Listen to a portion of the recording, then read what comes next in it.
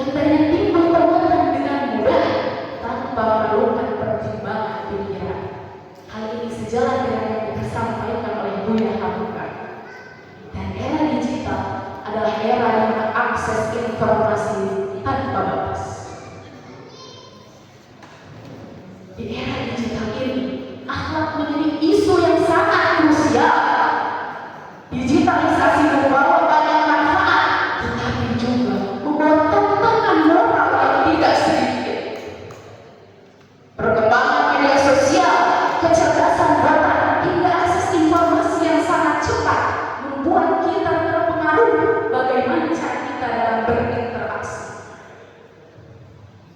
Menurut kaidah Hidayah, dalam berinteraksi tentu kita harus menggunakan etika berkomunikasi, sopan santun, bertanggung jawab, jujur, berperilaku positif, dan juga berkesadaran.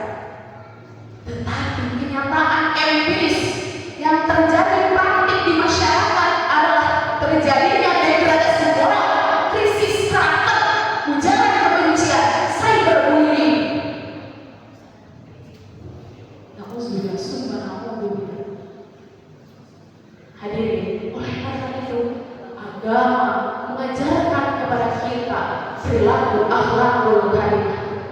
Di antaranya bersifat sidik, jujur, hifzul lisan, menjaga lisan, adab, sopan santun. Mari kita ambil salah satunya dalam kita berinteraksi di dunia digital adalah hifzul lisan, menjaga lisan, lisan dalam berinteraksi di media digital. Allah Subhanahu wa taala berfirman dalam Quran surat Al-Hujurat ayat 11. A'udzu billahi minasyaitonir rajim. Bismillahirrahmanirrahim.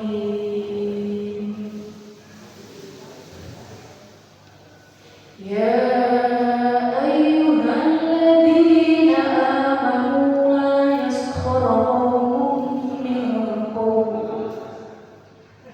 Ayat yang artinya, wahai orang-orang yang beriman, janganlah suatu kaum mengolok kaum yang lain. Hal ini sejalan dengan hadis Rasulullah SAW. Salamatul insan fi hifzil lisan. Keselamatan manusia terletak pada sejauh mana mereka berucap. Ulama kontemporer Imam Al-Ghazali dan Ibnu Isnawi menyampaikan pakar-pakar akhlak ini menyebutkan bahwa keteladanan dan nasihat menjadi hal yang utama untuk kita tanamkan kepada generasi kita.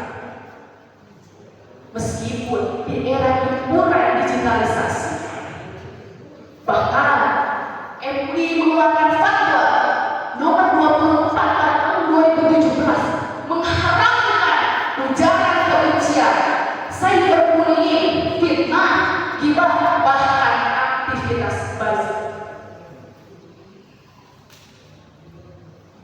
Lalu hadirin, solusi apa yang harus kita tanamkan? Yang pertama pasti adalah peran keluarga, di mana harus ada keteladanan dan dialog terbuka. Selanjutnya, integrasi dengan pendidikan formal.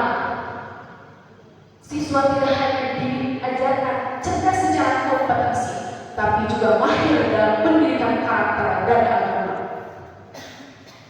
Kesadaran diri dan muhasabah,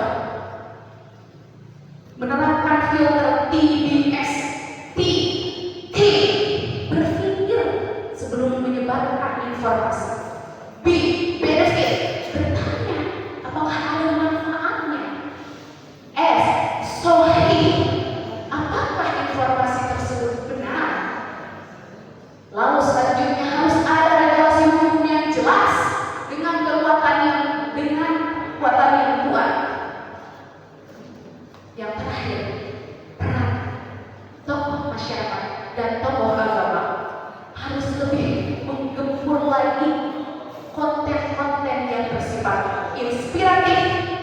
edukatif. Hadirin yang dirahmati Allah. Lalu mengapa akhlak menjadi sangat penting di era digital ini? Karena Rasulullah SAW bersabda, tidak ada sesuatu hal pun yang lebih berat timbangannya di hari kiamat kecuali akhlak yang baik. Lalu kita lihat dari sisi dimensi ilmiah, akhlak itu adalah penyaring kebenaran. Kita harus menerapkan metodologi tabayun atau memverifikasi sebelum kita menyebarkan informasi. Selanjutnya kita lihat dari dimensi agama dan moralitas. Hadirin, era digital ini adalah ladang amal, dan setiap interaksi kita ini adalah catatan amal yang takkan pernah terlewat oleh Allah Subhanahu wa Ta'ala, oleh malaikat. Jadi mari kita sama-sama, hadirin,